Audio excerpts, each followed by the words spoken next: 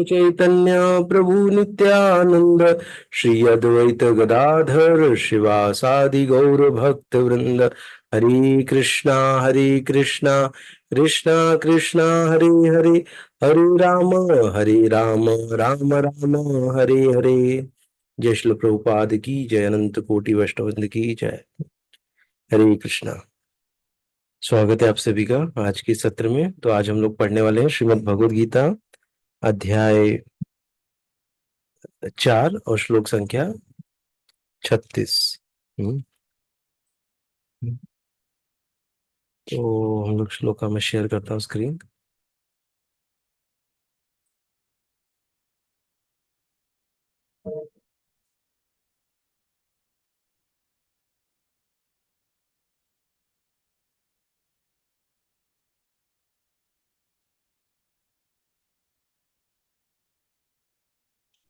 देखते हुए हम लोग आज का श्लोक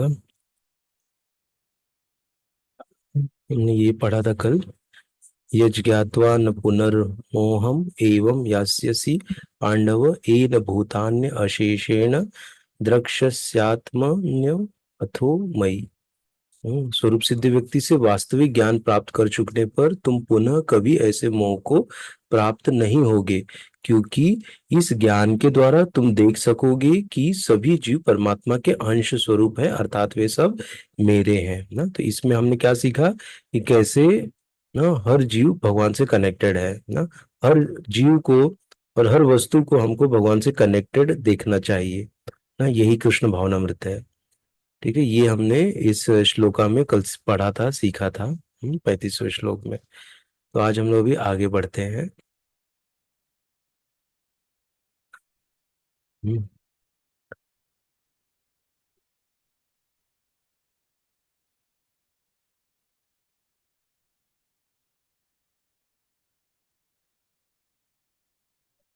हम्म।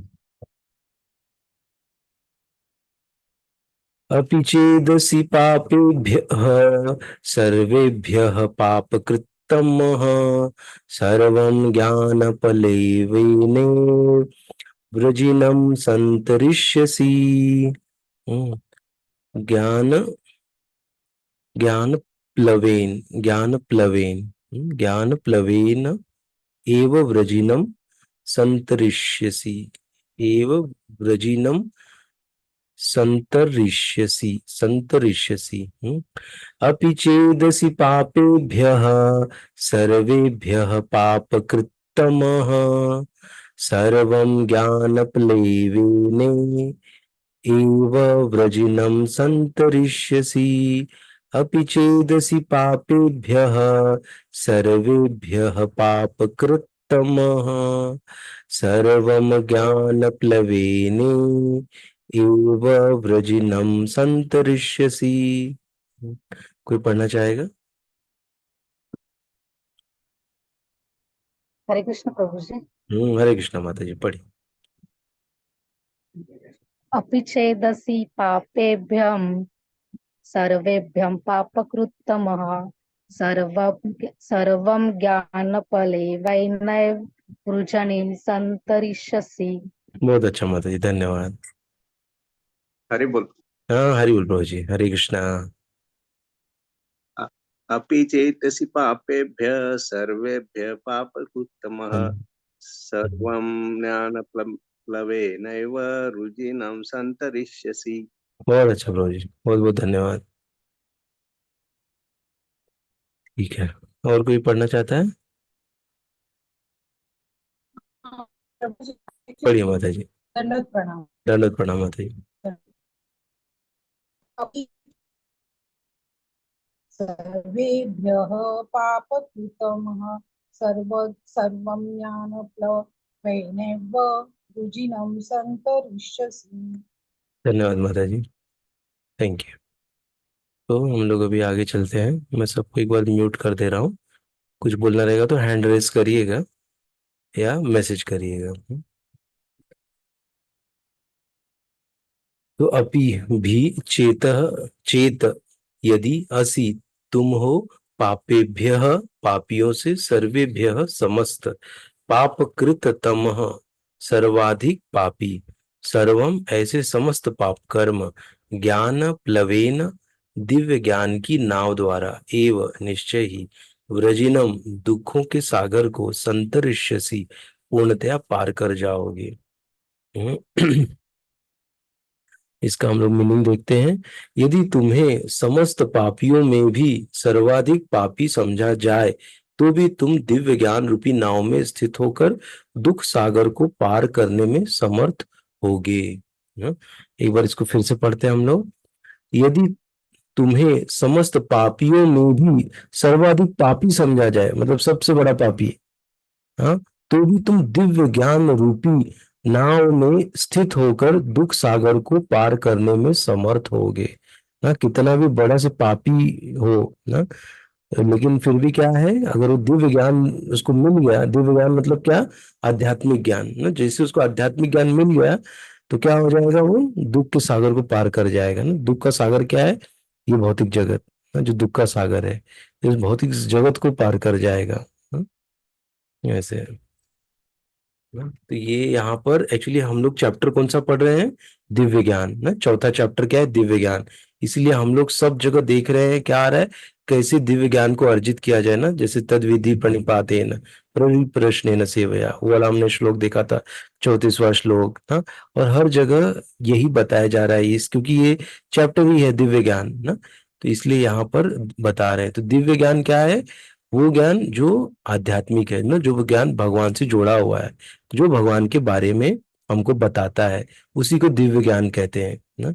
बाकी तो ऐसे बहुत सारे भौतिक ज्ञान है ना, लेकिन भौतिक ज्ञान और आध्यात्मिक ज्ञान में यही अंतर है कि जो आध्यात्मिक ज्ञान है ना, वो भगवान से जुड़ा हुआ है। और एक्चुअली देखा जाए तो भौतिक ज्ञान भी ना इनडायरेक्टली भगवान से जुड़ा है, क्योंकि सब चीज भौतिक और आध्यात्मिक सब किसका है, भगवान का ही है ना, रचा हुआ है। लेकिन क्या है, भौतिक जो है वो इनडायरेक्टली कनेक्टेड है ना। हम अगर जो भौतिक चीज हम देख रहे हैं, यदि हम उसको ये साइंस सीख जाए ना, कृष्ण भावनामृत सीख जाए, तो हम उस भौतिक ना, तो कोई चीज हमारे लिए भौतिक नहीं रह जाएगी, वो सारी क्या हो जाएगी, आध्यात्मिक हो जाएगी। क्योंकि हर वस्तु और हर जीव, एवरीथिंग, सब चीज क्या है, भगवान से कनेक्टेड है ना। अगर हमें ऐसी दृष्टि मिल गई, ऐसा दृष्टिकोण मिल गया, तो क्या हो गए, हमको हर चीज क्या होगी, भगवान से कनेक्टेड दिखेगी ना। तो हमको यही दिव्य ज्ञान है ना। तो ये जब ज्ञान हमको मिल जाएगा तो दुख का सागर पार करने में हम समर्थ होंगे, मतलब इस जन्म मृत्यु के चक्र से हम बाहर आ पाएंगे। ये बता रहे हैं यहाँ पर। हम्म, हम्म, हम्म, हम्म। तो ये था, तो आगे और भी चर्चा करेंगे हम लोग। तात्पर्य, श्री कृष्ण के संबंध में अपनी स्वाभाविक स्थिति का सही सही ज्ञान इतना उत्तम होता है कि अज्ञान सागर में चलने वाले जीवन संघर्ष से मनुष्य तुरंत ही ऊपर उठ सकता है। यह भौतिक जगत कभी कभी अज्ञान सागर मान लिया जाता है, तो कभी जलता हुआ जंगल। सागर में कोई कितना ही कुशल तैराक क्यों न हो, जीवन संघर्ष अत्यंत कठिन है। यदि कोई संघर्षरत तैरने वाले को आगे बढ़कर समुद्र से निकाल लेता है, तो वह सबसे बड़ा रक्षक है। भगवान से प्राप्त पूर्ण ज्ञान मुक्ति का पथ है। कृष्ण भावनामृत की नाव अत्यंत सुगम है, किंतु उसी के साथ साथ अत्यंत उदात्त भी। ऐसा है ना। तो यहाँ पर ये श्लोक यहीं पे इसका अर्थ समाप्त हो गया ना। तो यहाँ पर क्या बता रहे हैं कि ना, समंदर में तैरना आसान नहीं होता। जैसे हम स्विमिंग पूल में तैरते हैं तो वहां पे लहरें नहीं आती, लेकिन समंदर में बहुत बड़ी बड़ी लहरें आती हैं। कभी हम ऊपर जाएंगे, कभी एकदम नीचे चले जाएंगे डीप में ना। तो उससे क्या होगा कि हम तैर ही नहीं पाएंगे, बड़े भले कितने भी बड़े कुशल तैराक हो। और जब डूबने लग जाएंगे तो कौन चाहिए, कोई तो सहारा चाहिए ना, उसमें से निकालने के लिए ना। तो वो सहारा कौन है, हमारे गुरु है ना। हमको गुरु ना, हम इस जगत में अटके हुए हैं, तो गुरु हमको हाथ देके यहाँ से बाहर निकालने में हमको मदद करते हैं। ये बताया है यहाँ पर। भगवान से प्राप्त पूर्ण ज्ञान मुक्ति का पथ है। भगवान से ज्ञान क्या मिला है हमको, ये भगवत गीता जो भगवान से हमको मिली है ना, भगवान बता रहे हैं अर्जुन को। कृष्ण भावनामृत की नाव अत्यंत सुगम है, किंतु उसी के साथ अत्यंत उदात्त भी है। कृष्ण भावनामृत। बड़ा संभल के हमको रहना है ना, क्योंकि हम देखते हैं कि कितना मतलब अपराध और ये सब भी होता है ना। अपराध होने से हम तुरंत भक्ति के अपने पद से गिर भी जाते हैं ना। हम देखते हैं कि ऐसे बहुत सारे भक्त होते हैं जो पहले बहुत करते थे और अचानक क्या हो गए कि डाउन हो गए ना। ऐसा भगवान से हम प्रार्थना करते कि हमारे साथ ऐसा ना हो। हमेशा हमारा उत्साह दिन प्रतिदिन बढ़ते रहे ना, और हम हमेशा ऐसे उत्साही भक्तों के संग में रहे ना। भगवान के चरणों में हमारी प्रार्थना है। क्योंकि क्या होता है कि एक खाली थॉट हमको तुरंत कृष्ण भक्ति से दूर कर सकता है ना। एक कोई भी गलत विचार या एक कोई भी एक गलत संग मिल गया जिसने हमारे दिमाग में कोई ऐसा कीड़ा डाल दिया ना, कुछ भी बोल दिया जिसको हम बार बार चिंतन करके हम उसको उतार लेंगे अपने, और फिर लगेगा अरे ये तो कोई मतलब नहीं इसका ना। ऐसा ना हो, इसीलिए हमको कहा जाता है कि दिव्य ज्ञान को पढ़ो, दिव्य ज्ञान को लो ना। नहीं तो क्या हो जाएगा, हम किसी गलत व्यक्ति के संग में आ जाएंगे तो वो गलत बात को सही करवाने में निपुण होगा ना। तो वो क्या करेगा, अपनी गलत बात सही से मनवा देगा हम लोग को ना। और चूंकि हम लोग अभी क्या है कि इतने हम लोग स्ट्रांग नहीं हुए हैं अभी तक भक्ति में, तो हम इन्फ्लुएंस हो जाएंगे ना, उसकी बातों में आ जाएंगे ना, उसकी बातों का प्रभाव हमारे ऊपर पड़ने लग जाएगा ऐसा ना। इसीलिए कहते हैं कि हमेशा भक्तों के संग में रहो और हमेशा भगवान के बारे में पढ़ते रहो ना। कृष्ण ये श्रीमद् भगवत गीता और श्रीमद् भागवतम हमेशा पढ़ते रहना चाहिए।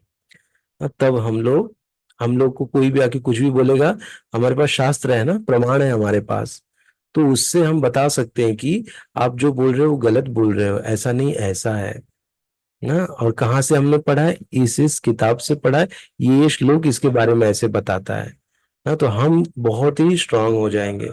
हम कोई भी कुछ भी आके बताएगा, हम ब्लाइंडली उसको विश्वास नहीं कर लेंगे फिर ऐसे। क्योंकि कृष्ण भक्ति जो है ये कोई इमोशनल या कोई वैसा वाला नहीं है ना। इसमें क्या है, हमको बुद्धि मिलती है ना। कृष्ण भक्ति हमको बुद्धि मिलती है।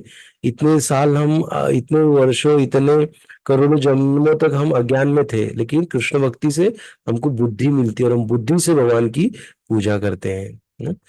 ऐसा है, इसीलिए हमको ये शास्त्र पढ़ना हमारे लिए बहुत जरूरी है। हम्म। नहीं तो क्या होगा, हमारे लिए थोड़े दिन के बाद जो हम नाम जप करते हैं वो भी हमको लगेगा अरे ये तो बोर हो रहा है ना। क्यों? क्योंकि पढ़ा और ज्यादा नहीं है ना, भक्तों का संग नहीं किया है, तो वो भी हमको बोझा लगने लग जाएगा ऐसे। हम्म। ठीक है, तो हम लोग अभी आगे बढ़ते हैं। तो और क्या है कि जब हम भक्ति करते हैं ना, जब हमको ज्ञान आता है, जब ज्ञान आएगा तो अज्ञान दूर होगा। करेक्ट। और जब अज्ञान दूर होगा तो क्या होगा कि जैसे हम लोग नाम जप करते हैं जितना ज्यादा, उतना हमारे पाप कटते हैं ना। जितने भी हमारे पाप हैं, पाप कर्म समाप्त होते हैं, जल जाते हैं ना। तो ये किसकी शक्ति है? ये है भक्ति की शक्ति है ना। ये नाम का शक्ति है। नाम में इतनी शक्ति है कि विगत जन्मों के पाप कर्मों को जला देता है ना। बड़े से बड़ा पाप कर्म को नाम जला देता है ना। कोई ऐसा बोलेगा अरे मैं तो बहुत नॉनवेज खाता था, बहुत मांसाहार करता था, अब मेरे को तो पाप लग गया है, अब तो मैं इससे छूट ही नहीं सकता हूँ, तो मैं अभी इस जन्म में भक्ति नहीं करूंगा, अभी अगले जन्म में करूंगा ना। हमको ऐसे बहुत लोग मिलते हैं जो ऐसा बात बोलते हैं ना। उनको ये चीज बताना चाहिए कि नाम में कितनी शक्ति है। नाम सारे विगत जन्मों के पाप कर्मों को जला देती है ना, ऐसे। लेकिन प्रोवाइडेड जल गया उसके बाद आप पाप मत करिए ना। नहीं तो फिर जैसे एग्जाम्पल आता है शास्त्रों में, हाथी का स्नान ना। हाथी जाके ना स्नान करके नदी से बाहर आता है और मिट्टी में लोटपोट हो जाता है ना। तो उससे क्या हो गया, फिर से वो धूल दूसरित हो गया। इसीलिए हमको जब हम भक्ति कर रहे हैं ना, तो पाप अपने आप पाप कर्म जल जाएंगे नाम जप से, लेकिन और फिर हमको पाप नहीं करना है। हम्म। ना ये हमने पढ़ा था। तो अभी हम लोग नेक्स्ट श्लोका देखते हैं क्या है।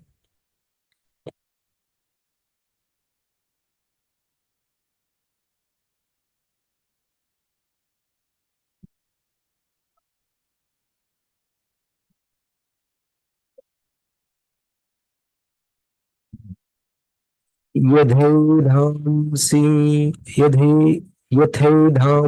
यथैधांसि समिद्धोऽग्निर् भस्मसात् कुरुते अर्जुन ज्ञान अग्निः सर्वकर्माणि भस्मसात् कुरुते तथा। हम्म, यथा जिस प्रकार से एधांसी ईंधन को समिद्ध जलती हुई अग्नि ही अग्नि भस्मसात राख कुरुते कर देती है अर्जुन, हे अर्जुन ज्ञान अग्नि अग्नि ही ज्ञान रूपी अग्नि सर्व कर्माणि भौतिक कर्मों के समस्त फल को भस्मसात भस्म राख कुरुते करती है तथा उसी प्रकार से जैसे प्रज्वलित अग्नि ईंधन को भस्म कर देती है उसी तरह हे अर्जुन ज्ञान रूपी अग्नि भौतिक कर्मों के समस्त फलों को जला डालती है। हम्म, हम्म। जैसे प्रज्वलित अग्नि ईंधन को भस्म कर देती है उसी तरह हे अर्जुन ज्ञान रूपी अग्नि भौतिक कर्मों के समस्त फलों को जला डालती है। देखिए वही आ गया ना, भौतिक कर्म को जला डालती है ना। कैसे? जैसे अग्नि प्रज्वलित अग्नि ईंधन ना, ईंधन मतलब क्या? जैसे ईंधन मतलब हमारी लकड़ी होती है, जब लकड़ी जलती है तो पूरी लकड़ी भस्म हो जाती है ना। या हमारा गैस यूज करते हैं तो गैस दिन ब दिन कम होते जाता है ना, वैसे। हाँ, तो वैसे ही ज्ञान रूपी अग्नि भौतिक कर्मों के समस्त फलों को जला डालती है। यथैधांसि समिद्धोऽग्निर् भस्मात् अग्निर्भस्मात् सत्कुरुते अर्जुन ज्ञान अग्नि सर्वकर्माणि भस्मसात् कुरुते तथा। इसका हम लोग अभी मीनिंग देखते हैं, तात्पर्य देखते हैं। तात्पर्य आत्मा तथा परमात्मा संबंधी पूर्ण ज्ञान तथा उनके संबंध की तुलना यहाँ अग्नि से की गई है। हाँ, यह अग्नि न केवल समस्त पाप कर्मों के फलों को जला देती है अपितु पूर्ण कर्मों के फलों को भी भस्मसात करने वाली है। फिर से पढ़ते तात्पर्य आत्मा तथा परमात्मा संबंधी पूर्ण ज्ञान तथा उनके संबंध की तुलना यहाँ अग्नि से की गई है। यह अग्नि न केवल समस्त पाप कर्मों के फलों को जला देती है अपितु पुण्य कर्मों के फलों को भी भस्मसात करने वाली है। कर्म फल की कई अवस्थाएं हैं, शुभारंभ, बीज, संचित आदि। किंतु जीव को स्वरूप का ज्ञान होने पर सब कुछ भस्म हो जाता है, चाहे वो पूर्ववर्ती हो या परवर्ती। वेदों में बृहदारण्यक उपनिषद 4.4.22 में कहा गया है उभे उहे वैश एते तरत्य अमृतः साधवा साधुनी। मनुष्य पाप तथा पुण्य दोनों ही प्रकार के कर्म फलों को जीत लेता है ना। तो यही पर यहाँ पे बता रहे हैं कि दिव्य ज्ञान ना, दिव्य ज्ञान आने से क्या होता है ना, आध्यात्मिक ज्ञान आने से पहले तो आध्यात्मिक ज्ञान जब आता है तो हमको क्या लगता है कि हम कितने नगण्य हैं ना, वो हमको पता चलता है। जब तक हमको आध्यात्मिक ज्ञान नहीं रहता तब तक हम खुद को क्या मानते हैं कि मैं ही सबसे श्रेष्ठ हूँ ना, मुझे ही सबसे ज्यादा नॉलेज है, मैं ही सबसे ज्यादा शक्तिशाली हूँ ना। लेकिन हम जब आध्यात्मिक चक्षु जब हमको मिलता है, आध्यात्मिक चश्मा जब हमको मिलता है ना, आंखें जब हमको मिलती है तब हमको पता चलता है मैं कितना नगण्य हूँ ना। तब हमको अपनी असली औकात पता चलती कि मेरी औकात क्या है ना। जैसे हम लोग क्या कितने बड़ा मतलब पूरा एक ब्रह्मांड है और भगवान एक बाल्टी में पूरी राई के जैसे पूरे ब्रह्मांड लेके बैठे हैं एक बाल्टी में ना। और वो ब्रह्मांड के अंदर कितने सारे ग्रह हैं ना, हम ऐसे समझ सकते हैं।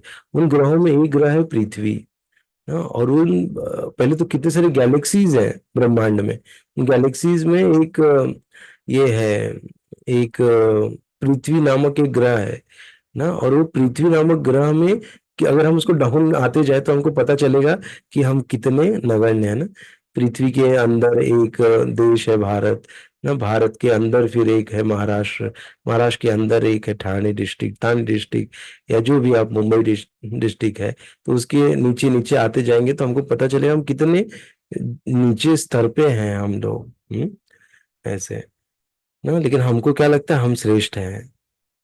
ऐसा ये किस लिए लगता है, अज्ञान के कारण लगता है।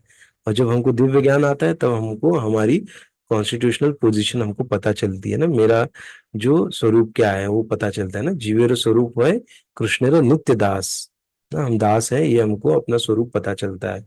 और फिर हम ना धीरे धीरे प्रगति करने लगते हैं। फिर आत्मा क्या है, परमात्मा क्या है, मेरा जीवन का लक्ष्य क्या है, ये सब हमको पता चलने लगता है ना, इन शास्त्रों के माध्यम से, भक्तों के माध्यम से।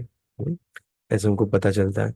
तो इसीलिए यहाँ पर बताया गया है कि जो ये पाप कर्म है और पुण्य कर्म, दोनों को ये जला देता है ना। क्योंकि जब हमको पूर्ण ज्ञान आ जाता है तो हमको नाम की महिमा पता चलती है कि नाम में कितनी शक्ति है ना। पूरा ज्ञान मिलने के बाद ना, एक जो स्टोरी एक बार पहले भी बताया था कि एक व्यक्ति ना आते हैं भक्ति सिद्धांत सरस्वती ठाकुर गोस्वामी महाराज के पास, और वो पूछते हैं कि फॉरेन से आए हुए रहते हैं, तो पूछते हैं कि मुझे सारा शास्त्र पढ़ना है ना, मुझे जानना है कि शास्त्र का मर्म क्या है, मुझे शास्त्रों का मर्म बताओ ना, शास्त्रों का सार बताओ, क्या सार है, मुझे मर्म बताओ शास्त्र का।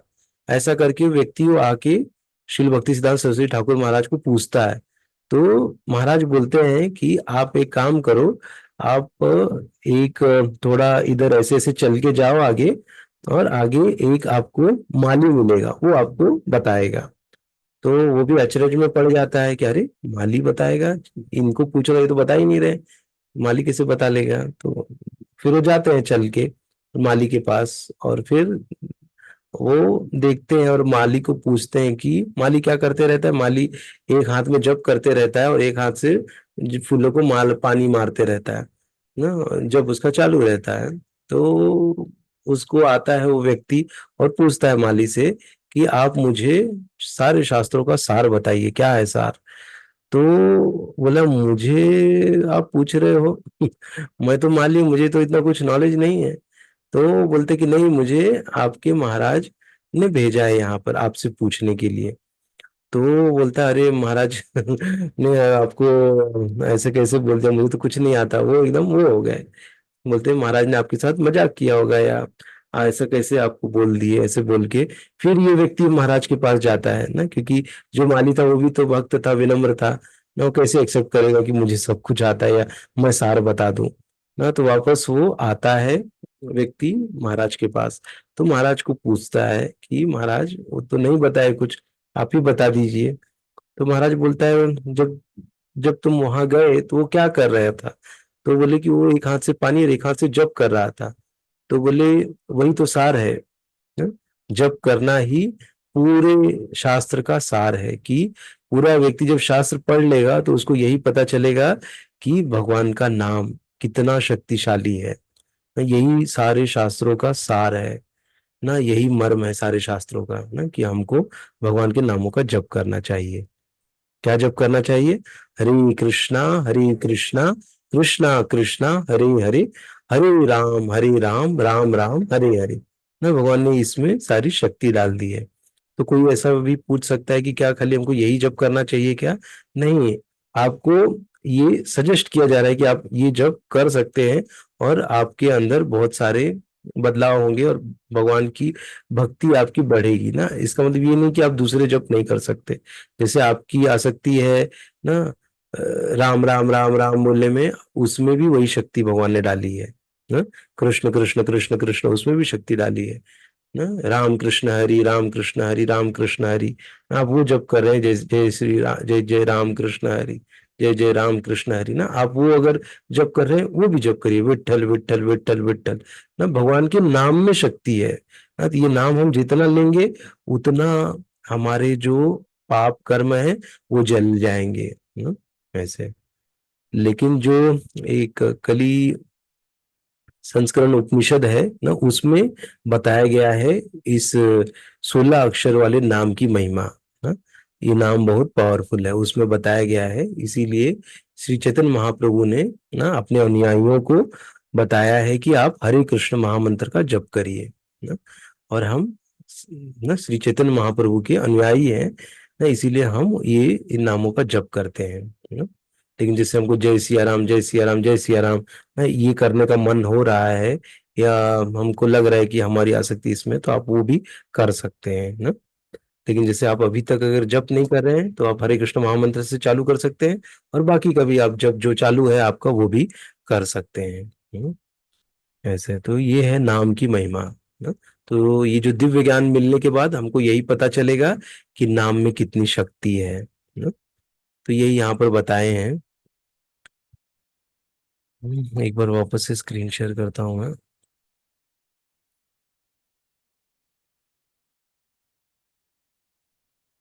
और एक यहाँ पर आया है कि कर्म फल की कई अवस्थाएं हैं, शुभारंभ, बीज, संचित आदि ना। तो इसका जो विस्तृत रूप में वर्णन हमको मिलता है भक्ति रसामृत सिंधु में ना। उसमें बहुत अच्छे से ये एक साइकिल है ना। जैसे हम लोग जो कर्म करते हैं वो बीज रूप में कहीं पड़ा रहता है ना। और फिर जैसे ही हमको बोलते हैं ना, कोई प्रॉब्लम्स जब आता है तो उसको प्रारब्ध कहते हैं ना। वो बीज अभी वो अंकुरित हो गया है, मतलब फ्रूट्स उसमें आ गए हैं, उसका फल बन गया है वो बीज। और फिर उससे हमको प्रॉब्लम्स हमारा चालू होता है, और फिर इस प्रॉब्लम्स में हम और ऐसे बना देते हैं, तो वो संचित वापस हो जाएगा, वो जो बीज है वापस संचित हो जाएगा ना। क्योंकि हम कोई कर्म अभी काट रहे हैं, उस कर्म काटने के दौरान वापस से हम कर्म कर बैठते हैं ना। ऐसा तो ये बहुत ही बड़ा साइकिल है एक्चुअली ये ना। ये बीज संचित होता है, जैसे हम देखते हैं कि इसका एक सुंदर एग्जाम्पल आता है ना, कि जैसे अभी चल रहा है सन 2024 ना। जैसे मैंने खेत बोया और खेत में मेरा आया गेहूं ना सन 2021 में, 2021 में क्या आया, गेहूं आया है ना। और उस गेहूं को मैंने क्या किया, एक बड़े से है ना स्टोर, एक ड्रम है, उस ड्रम में मैंने डाल दिया। ड्रम में नल भी लगा हुआ है बड़ा है, जिससे को खोल के मैं कभी भी वो चावल ले सकता हूँ। लेकिन मैं लेता नहीं हूँ, मैं चाहता हूँ कि चावल है वो जूना हो जाए, जूना होगा तो उसमें मिठास आएगी, उसमें मैं भरते जाता हूँ ना। और फिर 22 का चावल आया ना, 21 का चावल बहुत क्या था कि बढ़िया था। हम्म। फिर आया 21 का, 21 का चावल बहुत बढ़िया था। फिर 22 का आया, बढ़िया था। 23 में क्या हुआ कि मेरे चावल थोड़े अच्छे नहीं हुए ना, चावल की क्वालिटी थोड़ी खराब हो गई ना, बिकॉज ऑफ बारिश नहीं हुई या बहुत सारे अन्य रीजन हो सकते हैं। उसके थोड़ा चावल सही नहीं आया, या पीटते वक्त चावल टुकड़े हो गए, टूट गए। तो वो चावल मैंने 23 में भर दिया। अब मैं 24 में चाहता हूँ कि मैं चावल थोड़ा लेना चालू करूँ उस ड्रम से। तो जब मैं ड्रम में से खोलूंगा चावल, तो अब मुझे 2024 में कौन सा चावल मिलेगा, 2021 वाला, क्योंकि सबसे नीचे वही चावल है, अच्छा चावल वो बाहर आएगा। फिर 2022 का, 2021 का जो चावल है खत्म होगा तो 2022 का निकलना चालू होगा। फिर 2023 का निकलना जब चालू होगा, तो मुझे क्या होगा, मुझे थोड़ा तकलीफ होगा ना, अरे वो तो चावल कितना अच्छा खाया था, अभी ये चावल तो थोड़ा खराब आ रहा है ना। क्यों, लेकिन ये जो 2023 का और खा रहा है वो, हो सकता है 2024 हो गया, 25 हो गया, 26 में खा रहा है वो ना। 3 साल पहले जो उसको बीज मिला था उसको अब खाने जा रहा है, तो उसको प्रॉब्लम तो आएगा ना अभी, क्योंकि वो सही नहीं है। ऐसे ही हमारे पाप कर्म होते हैं ना, हम करते तो ऐसा नहीं कि उसका हमको तुरंत फल मिल जाता है, वो जमा हो जाता है ना जब आता है। जब उसका वक्त आता है, समय आता है ना, तो प्रारब्ध के रूप में वो आता है। तो ये ऐसा साइकिल है ये। लेकिन ऐसा कहते हैं जो भक्ति करते हैं ना, तो उनका उनको रिएक्शन तुरंत मिलता है, उनके लिए वेट नहीं होता है कि ये पॉपकॉर्न जमा होगा तो उसके बाद मिलेगा, नहीं ना, भक्तों को थोड़ा तुरंत मिल जाता है। क्योंकि उनका, भक्तों का जो होता है ना, नाम जप करने से जो पाप कर्म का है नष्ट हो जाते हैं। और जैसे कहते हैं कि गुरु से जब दीक्षा लेते हैं तो विगत जन्मों के पाप कर्म गुरु ले लेते हैं ना। और गुरु लेके भगवान को ट्रांसफर कर देते हैं, लेकिन गुरु ले लेते हैं अपने ऊपर सारे। ना, विगत जन्मों के पाप कर्मों को जो बचे खुचे हैं ऐसे। तो अभी भक्त का क्या हो जाता है, जो स्लेट है वो क्लीन हो जाता है ना। तो अगर वो तुरंत करता है उसको तुरंत रिएक्शन मिलेगा अभी भक्त को। ऐसा है। इसीलिए हमको भक्ति में ना, हमको ये नहीं करना चाहिए ना। भक्ति करते वक्त हमको पाप नहीं करना चाहिए, और पाप क्या पुण्य क्या है वो जानने के लिए हमको शास्त्र पढ़ना पड़ेगा। ऐसे ना, ऐसा कहते हैं कि जैसे कलयुग में हम मन में यदि कोई बुरा विचार आ गया तो उससे पाप नहीं लगता है ना, ऐसा कहते हैं ना। जब यहाँ पर हम बुरा करते हैं तब हमको पाप लगता है इस कलयुग में। करेक्ट। लेकिन पहले के युगों में कैसा था कि यदि मन में भी पाप किया तो आपको पाप लग जाता था ना। लेकिन कलयुग में है, लेकिन कलयुग में क्या है कि मन, लेकिन जो भक्त होते हैं अगर वो मन में से भी पाप करते हैं तो वो पाप की कैटेगरी में आ जाएगा ना। वो भक्तों के लिए लागू नहीं होता है ना। ऐसा है। तो हम लोग को ऐसा नहीं सोचना चाहिए कि हम मन में कुछ भी बुरा बुरा सोचे तो मुझे पाप नहीं लगेगा, क्योंकि कलयुग में पाप नहीं लगता है मन से सोचने पे ना, ऐसा नहीं है। ठीक है। तो जो भक्ति कर रहे हैं उनके लिए मन से भी अगर कुछ पाप की इसके बारे में सोचा तो पाप हो गया, ऐसा है। हाँ, तो इसलिए हमको बड़ा सतर्क रहना चाहिए। हाँ, तो ये आज का था कि हमको दिव्य ज्ञान अर्जित करना है, जिससे क्या होगा कि सब कुछ जल जाएगा। सबको राख में बना देगा। ऐसा है। मैं भी देख रहा था इसमें गीता सुबोधिनी में कि कोई पॉइंट है क्या बताने के लिए, तो ऑलमोस्ट सब कवर हो गया है ना? जैसे हम देख सकते हैं ना, एग्जाम्पल आता है मृगारी का आता है ना, और वाल्मीकि ऋषि का आता है ना, कैसे नारद मुनि मिले, पहले वो उंगली माल थे ना, कितना सबकी उंगलियां काट के अपने गले में लटका के घूमते थे ना।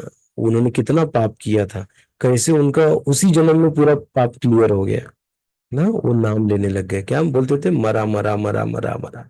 उनको राम नहीं बोलने आ रहा, वो मरा मरा बोलते थे, क्योंकि सबको मारते काटते रहते थे वाल्मीकि ऋषि ना, जब वो उंगली मालते ना। तो मरा मरा मरा मरा मरा मरा मरा मरा मरा मरा मरा मरा बोलेंगे तो राम राम राम राम निकलने लग जाएगा। वो निकलने से उनके विगत जन्म सारे पाप कर्म, इस जन्म के पाप कर्म सब जल गए, और कैसे वो शुद्ध हो गए। हाँ, तो ये है नाम की महिमा। नाम जपने से हमारा जितनी भी अशुद्धियां हैं सब बाहर निकल जाती है, और हम शुद्ध हो जाते हैं ना। और शुद्ध होना बहुत जरूरी है हमारे लिए, भक्ति में आगे बढ़ने के लिए। हम्म, ठीक है। तो आज हम लोग यहीं तक पढ़ेंगे।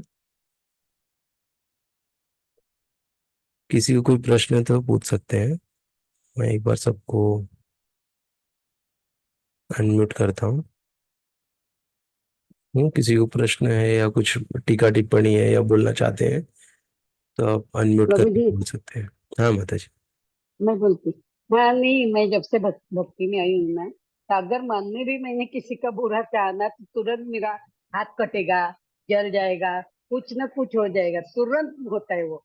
अगर मन में भी आया तो बोलने की तो बात अलग है, अगर नहीं तो पैर फिसल जाएगा, हाथ दो मुड़ जाएगा, कुछ भी हो जाएगा, वो तुरंत हो जाता है। मुझे समझ में आता है, मेरे मन में कुछ तो ख्याल दे, मतलब अच्छे ख्याल नहीं आए किसी के बारे में, तो होता है तुरंत माता मुझे जी। इफेक्ट मिलता है वो। Yes yes. हाँ, वही में पैर मुड़ेगा, फिसल जाऊंगी, कुछ भी हो जाता है। हम्म। यस माता जी, इसीलिए हमको ना बड़ा सतर्क रहना चाहिए। किसी को भी यदि कोई बिल्कुल। बता रहा है तो उसको सुनना भी बहुत विश्वास के साथ है। अगर मैं ऐसा भी देखा, अगर हम्म। विश्वास नहीं दिखाए तभी भी उसका रिजल्ट तुरंत आएगा ना। तो बराबर शास्त्र में भगवान ने, है। या कोई बोल रहा है, कोई बता रहा है उसके बारे में, अगर उसको नहीं स्वीकार किए उसका भी रिएक्शन तुरंत मिलेगा। या हमने कुछ उल्टा, हमको क्या आदत रहती है ना, ये ऐसा थोड़ी होता है, ये तो झूठ बोल रहा है कुछ भी ना, तुरंत नहीं हमको कमेंट देने की नहीं। आदत रहती है। तो उसका भी हमको वही दर्शन मिलता है में। एक्चुअली। थैंक यू माता जी। नहीं, इसके लिए वेलकम। किसी के साथ विवाद ही नहीं करने का। वाद नहीं करने हाँ यस माता जी। का। सही है। वो थैंक अपनी यू। जगह पे ठीक रहता है, हम हमारी जगह पे ठीक रहते हैं। बस बस। बस वही है। ठीक है। थैंक यू माता जी। धन्यवाद। हरे थैंक यू, कृष्णा। हरे कृष्ण। हरे कृष्ण। हरे कृष्णा जय श्री। ठीक है, तो हम लोग आज का सेशन यहीं पे एंड करते हैं, कल हम लोग फिर से मिलेंगे। बहुत बहुत धन्यवाद आप सभी का। हरे कृष्णा। जय श्री प्रभुपाद की जय। अनंत कोटि वैष्णव वृंद की जय। हरे कृष्णा। हरे कृष्ण। प्रभु जी, मेरे मेरे हाँ, घर पे गणपति रहते हैं। अच्छा, मेरे घर पे गणपति रहते हैं ना, तो मैं शायद अटेंड नहीं कर पाऊंगी। चलेगा माता जी, कोई बात नहीं। हाँ हाँ। आज भी मुझे लेट हुआ, घर का काम भी रहता है सारा, अच्छा, तो अच्छा, वो अच्छा, लेट हो चले गया इसलिए। कल भी चलेगा मैं माता, काम कर रही थी और वो सुन रही थी बस। चलेगा माता जी, सुनते कोई रहिए। दिक्कत नहीं। और YouTube पे आपको वीडियो हाँ मिलेगा। नहीं सुनेंगी मतलब हाँ हाँ, वो यूट्यूब कर तो है। देंगे तो YouTube हाँ पे आप लाइव वीडियो देख सकते हैं ना, हाँ ये वीडियो अपलोड कर देता हूँ। हाँ हाँ, वो है। मैं देखती हूँ। अभी गणपति में तो मुझे ऐसा ही करना पड़ेगा, जब भी टाइम मिलेगा तभी मुझे यस, तो यस। देखूंगी, क्योंकि अटेंड करने के लिए कोई ना कोई आता है, जाता है। हाँ, थोड़ा और क्या मिस नहीं करेंगे तो कनेक्टिविटी में रहेंगे तो थोड़ा अच्छा, मतलब क्या? लिंक टूटेगा नहीं आपका। लिंक बना रहना हाँ, चाहिए ना, इसीलिए मैं प्रयास करता हूँ कि हाँ, रोज ये सेशन लूँ। ये हाँ, तो। जो हमने कमिटमेंट लिया है ना वो रोज पूरा करें तो हम्म, सही है। नहीं तो जरा भी हम कमजोर पड़ हम्म, जाएंगे तो गड़बड़ हो जाएगी। हाँ। चलेगा माता, thank you so much. Hare Krishna. Thank you so much. Hare प्रणाम।